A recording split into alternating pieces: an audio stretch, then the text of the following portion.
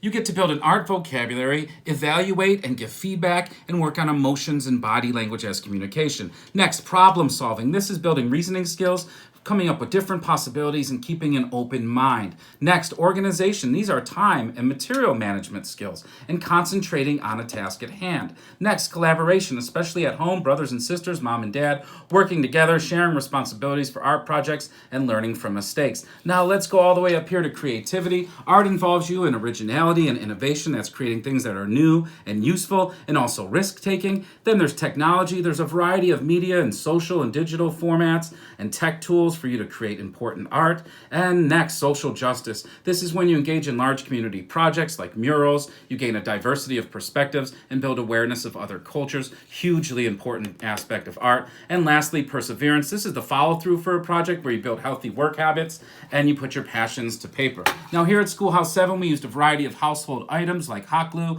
egg cartons, paper towel rolls, and string to create some really easy to do projects for you at home. The first one is egg carton animals. You can create a variety of animals by using egg cartons, paint, and things like feather. There's the egg carton at the bottom. You could create the whole animal kingdom. We also created dragonflies with clothespins. We painted them, added pipe cleaners, and popped on eyes. These took about 5 minutes. Then in terms of building social justice and awareness of other cultures, how about using a paper towel roll or a toilet paper roll to create dragon kites? And we also used paper plates, string, feathers, and beads to create a dream catcher that will teach Native American culture. And finally, one of my favorites that I did growing up was when we used to take crayons, glue them together, and then we would take a blow dryer and we would blow dry the crayons until they got really hot. Then they start to melt down the page. It gets really gooey, really icky, but it's really cool. So there you have it, guys. This was Specials Day 2. This is art class. Keep reading, keep writing, do some art today, but most importantly,